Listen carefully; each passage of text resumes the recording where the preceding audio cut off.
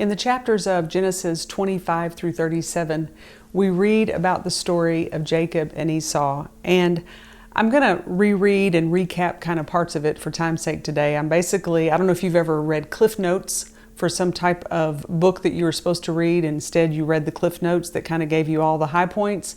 Well, today I'm going to read you the Cliff Notes of the story of Jacob and Esau, because there's just so much in the story, time obviously wouldn't permit. So just to recap a few of the key things, because as I was rereading the story this week, there was a verse in the story that leaped off the page at me. I had read it before, but I had never really noticed it, never really pondered and thought about what the verse meant. And can I say this to you? I don't know if not, maybe this doesn't come natural for everyone, but when I read scripture, I read it really putting myself in it. In other words, I become one of the characters of the story. If they're walking down the street, I'm walking down the street with them. So from that perspective of being there, like in the room, listening, watching what was going on, it just made this verse that I'll share in a moment just come alive to me.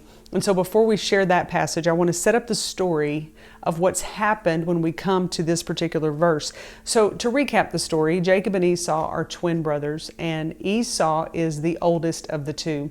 Early in their life, Esau comes in a moment of being weary and worn out, and he sells his birthright to Jacob. Jacob being the younger, he sells his birthright for a bowl of stew. Later in the story of these two boys, their father knows that he is about to die, and he says to Esau, being the oldest, he said, "Go out and hunt an animal for me, bring it in, kill it, make a feast," and he said, "Then I will bless you before I die." And this blessing from a father was something that we see often in Scripture, where the father would place his hands on, usually the oldest got the blessing first, not always, but in that process he would bless them. It was like a word from the Lord given to the father to place his hands on them and to bless them in their life and to speak over their future. And so the father tells Esau to go out and do that. Well, the mother overhears it, and she says to Jacob, the younger one, who she loves more than the older Esau, she says to him, "Listen, I heard what your dad said to Esau to go do." She said, "Go to the flock, get an animal, bring it in. I'll prepare it, make a meal, and we're going to go in and we're going to make sure you get the blessing that was meant for Esau." And so sure enough, that's what they do. And he comes into his dad with this meal. He's covered his arms with animal fur. So Esau was known to be very hairy. And so he covers his arms and hands and everything. And he brings this meal to the dad, who is like, you don't sound like Esau, but you feel like Esau. And he's tricking his dad and ultimately convinces his dad that, yes, I am Esau, so you can bless me. And so sure enough, the dad puts his hands on his head and he blesses him and he speaks this word over him. And when Esau finds out that this has happened, of course he is furious. And again, I put myself in his shoes and say, I would be too, I'm sure. But it says the last words that Jacob said about Esau that we find in chapter 27, he says that after I mourn the death of my dad, I am going to hunt him down and kill him. That is the last thing we hear from Esau about his brother Jacob. Well, Jacob flees and he goes and he ends up becoming very prosperous in life. He has wives and children. He works for family for years to gain all of this. He has money. He has people with him, a team of people. And he leaves and he's headed out to settle with his family. And he gets word that Esau is coming from the other direction to meet him. And he begins to get obviously a little bit worried. And in this is where we find the verse that jumped out at me in this encounter between Esau and Jacob. Now, thinking about everything we've just talked about of what they have been through and how Esau in the natural could have felt. But it says this in Genesis 33, starting at verse 4. It says, "But Esau ran to meet him and embraced him and fell on his neck and kissed him, and they wept. And he lifted his eyes and he saw the women and the children, and he said, 'Who are all of these with you?' So he said, 'Well, the children whom God has graciously given your servant.' Then the maidservants came near, they and their children, and they bowed. And Leah also came near with her children, and they bowed. Afterward, Joseph and Rachel came near, and they bowed. Then Esau said, 'What do you mean by all of this company which I meet?' And he said, 'These are to find favor in the sight of my Lord.'"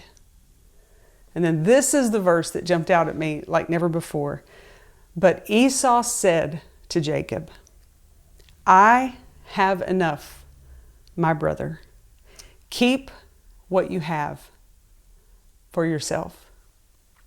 Man, I read that verse and I wrote in the margin, grace extended. I mean, this was a moment that in the natural, we could all look at Esau's situation and say, you know, if this was a movie or a TV show, Esau had every right to walk up to Jacob and just punch him in the nose, right? I mean, hello, Jacob was living in the blessing that was meant for Esau. I want you to let that statement sink in. Jacob was living in the blessing that was meant for Esau. Esau was the oldest. He was supposed to come in to his dad and let his dad bless him. But Jacob swooped in and got the blessing, and he is now living in what technically would have been Esau's blessing. He had every right in our mind, in our humanity, if we were in his shoes, to be frustrated, aggravated, hurt. I got a few words for you. I can't believe what you did. I mean, you know, all of this that comes out in those moments. But what did he do? He said, oh, brother, he said, I've got plenty. Keep what you have. This was grace extended on the part of Esau. And it just blew my mind to think about this moment that took place between these brothers that could have been completely different. And of course, each of us know that, you know, those of us who have received the free gift of salvation, well, we're living in grace extended to us by Jesus too. We're living in that place where no matter what we've done, no matter how horrible we've been, when we meet up with Jesus coming down the road, if you will, and we start trying to present to him all of the things, Lord, I'm trying to make up for all this stuff. I'm trying to make up. And he throws his arms wide open and he hugs us and he kisses us and he embraces us. And he says, I have paid the price for you. This is grace extended, not because of what you've done, but because of what I have done for you. Grace upon grace. I reread a story recently of an incredible lady that many of you know, Corrie ten Boom, and she and her family during the Holocaust, they would hide the Jews in their home and kept them safe as long as they could. At some point, they were found out what they were doing and they were thrown into prisons and ended up in the concentration camps. And most of the family died, if not all. I know that Corrie and her sister went to concentration camps, but ended up that Corrie was the one who survived. And years after she was freed, she was speaking at a church, sharing her story, telling about all that they had been through many years later. And as she was preaching, she didn't know this, but in the audience was one of the prison guards. And he didn't recognize her. He didn't know that she was, I mean, all the many people that he saw, plus the way they looked in those concentration camps. You've seen the videos and the pictures. She obviously, this was years later. He didn't know that, but he approached her at the end and he basically told her how wonderful it was to know that God could forgive someone like him who had done so many cruel and unspeakable things, but that God could still forgive him. Well, while he didn't recognize her, the minute he stepped up, she recognized him. And she knew that this was the man, one of the most cruel prison guards, who was the hardest on them, who had made them do the most horrible things, and who actually had a major hand in the death of her sister. And she knew the minute she saw him as he is making this statement to her. And she said, the Lord told her right in that moment, Corrie, you need to forgive him. And she basically under her breath said to the Lord that she didn't feel like she could forgive him. And this is what the Lord said to her. He said, Corrie, if you'll take the step of obedience, I'll supply the feeling.